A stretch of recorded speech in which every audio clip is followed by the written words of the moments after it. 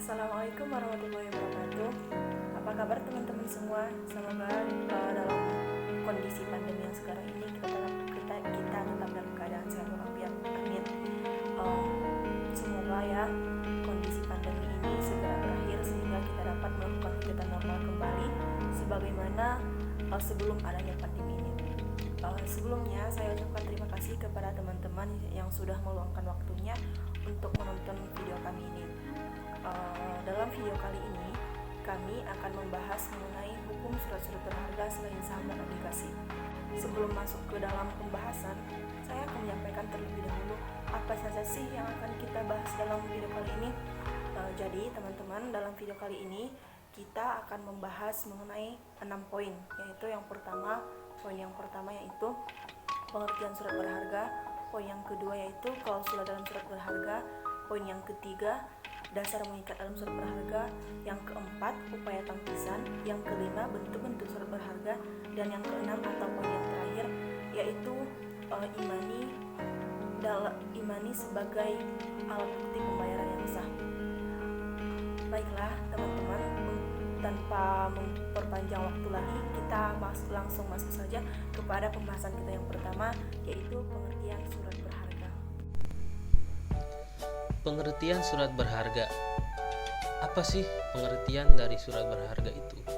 Surat berharga adalah suatu surat yang dimana hak dilekatkan atau dibubuhkan kepada surat itu.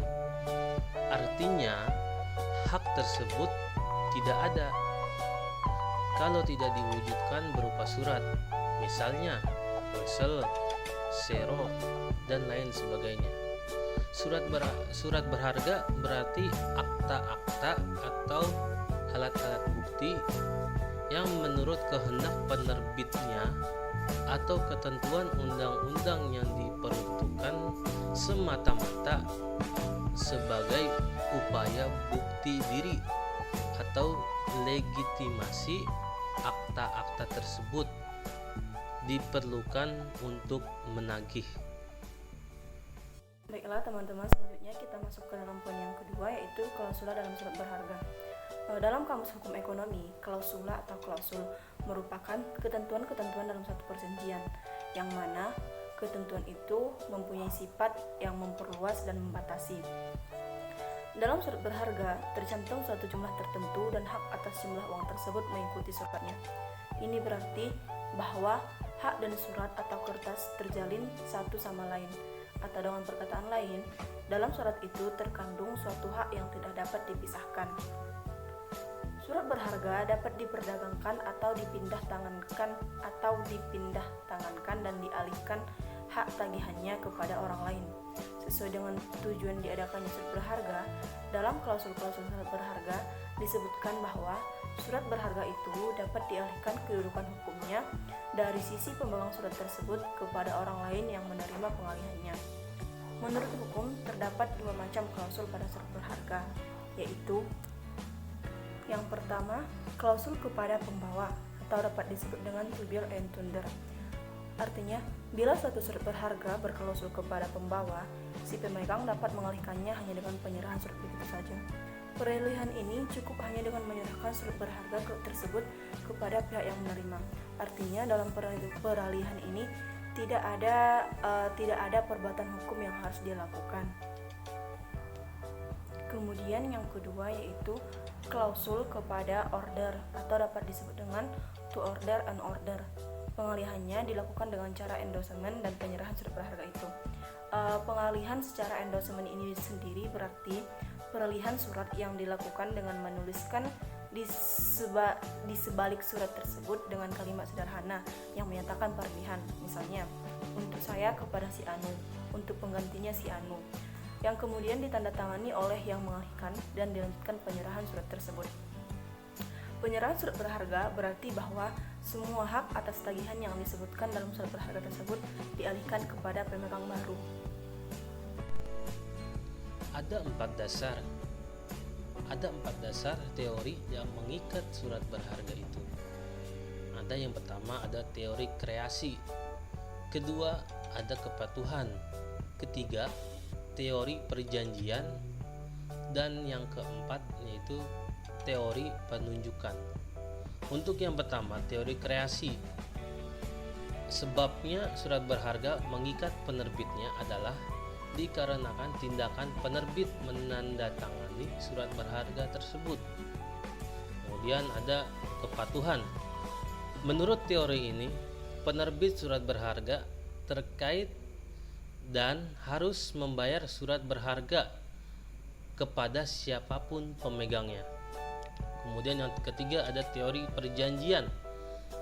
Sebabnya surat berharga itu mengikat penerbitnya adalah karena penerbit telah membuat suatu perjanjian dengan pihak pemegang surat berharga tersebut. Dan yang terakhir, teori keempat yaitu teori penunjukan. Menurut teori ini, pihak pemegang surat berharga tersebut menunjukkan surat berharga tersebut kepada pihak-pihak penerbit untuk mendapatkan pembayarannya. Selanjutnya, poin yang keempat yaitu upaya tangkisan dalam surat berharga.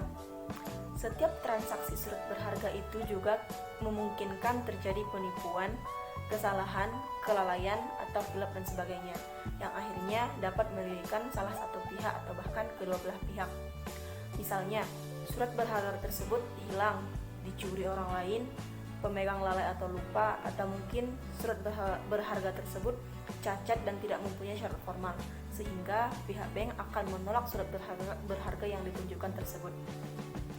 Penggunaan surat berharga kadangkala mengalami beberapa peralihan yang memungkinkan terjadi tindakan non-akseptasi atau non-pembayaran. Untuk mengatasi hal tersebut, maka ada dua macam upaya tangkisan dalam surat berharga, yaitu upaya tangkisan yang pertama dalam surat berharga yaitu ada upaya tangkisan absolut atau exception in rem. Upaya tangkisan ini digunakan terhadap debitur semua pemegang, baik pemegang pertama maupun berikutnya. Upaya ini timbul dari surat berharga yang disebabkan oleh 4 hal, yaitu yang pertama, cacat bentuk surat berharga atau tentang syarat formil seperti tidak ada tanda tangan penerbit, tanggal penerbitan, tanda tangan palsu, atau mungkin tentang ketidakcakapan penerbit, paksaan badan. Yang kedua, lampau waktu dari surat berharga.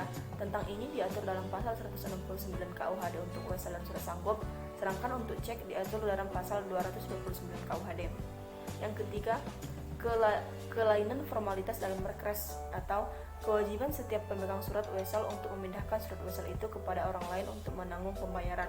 Dan yang keempat atau sebab yang terakhir yaitu jika surat berharga mendapat penolakan akseptansi atau pembayaran pada hari tagih atau hari bayar, maka pemegang dapat melakukan hak rekresinya untuk memperoleh pembayaran kepada penerbit atau debitur lainnya. Upaya tangkisan yang kedua yaitu ada upaya tangkisan relatif.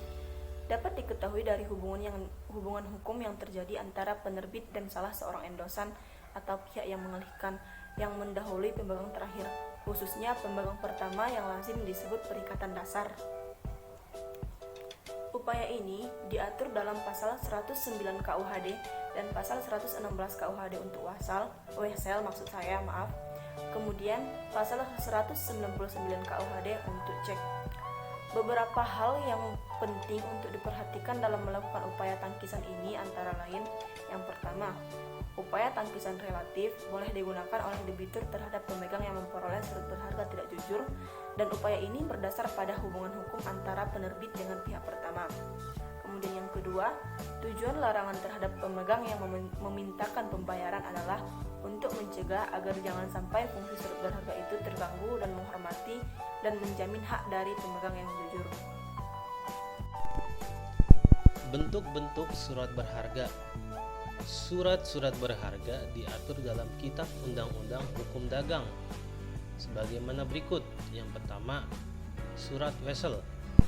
Surat wesel adalah surat yang memuat kata wesel di dalamnya, ditanggali dan ditandatangani di suatu tempat. Penerbit memberi perintah tanpa syarat kepada tersangkut untuk pada hari membayar sejumlah uang kepada orang atau penerima yang ditunjuk oleh penerbit atau penggantinya di suatu tempat tertentu. Surat wesel diatur dalam pasal 100 sampai dengan pasal 173 KUHD. Wesel dapat dipindahkan dengan membuat endorsement atau keterangan pemindahan hak yang tercantum pada belah belakang wesel. Ada beberapa macam wesel itu. Yang pertama ada wesel inkasso, kemudian wesel jaminan, wesel domisili. Ada di keterangannya di pasal 103 KUHD.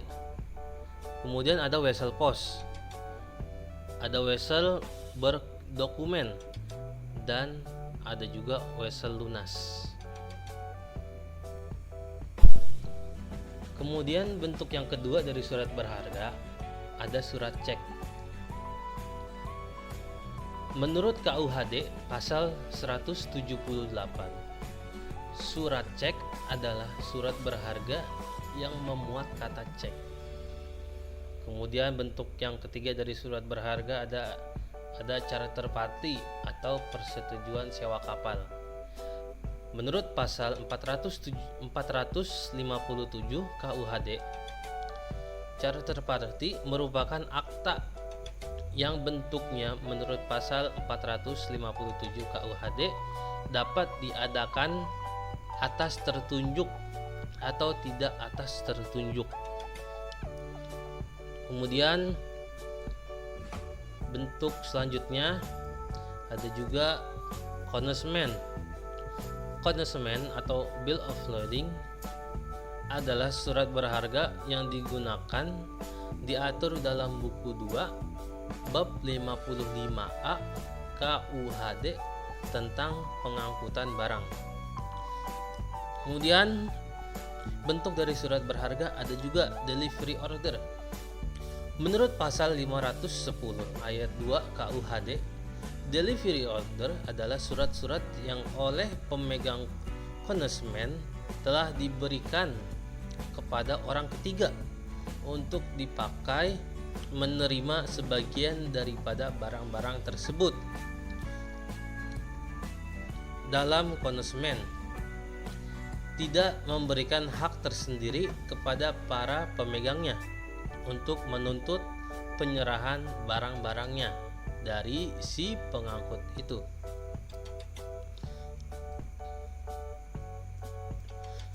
Kemudian ada surat sanggup atau accept atau promise atas pengganti.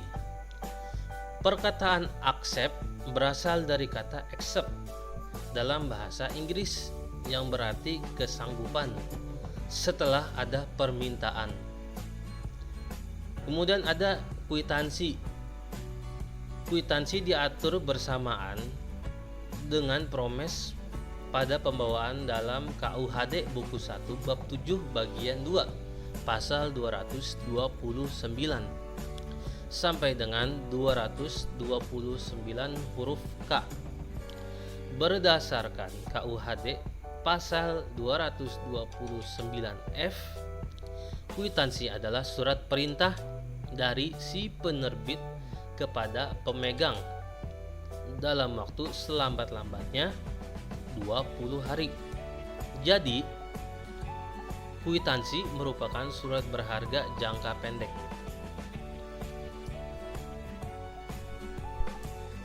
Kemudian ada lagi bentuk dari surat berharga yaitu polis asuransi.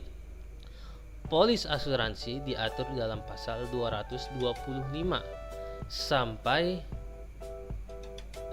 dengan 26, 265, 267, 299, 592, 595, 686 KUHD. Berdasarkan KUHD pasal 225, polis asuransi ini berupa akta, berbeda dengan surat berharga lainnya. Untuk memenuhi kebutuhan praktek sesuai dengan perkembangan zaman, ada beberapa ketentuan-ketentuan tentang surat berharga yang belum diatur dalam KUHD. Oleh karenanya, untuk memenuhi kebutuhan tersebut telah diciptakan berbagai surat berharga yang belum diatur dalam KUHD. Contohnya, surat berharga pasar uang, kemudian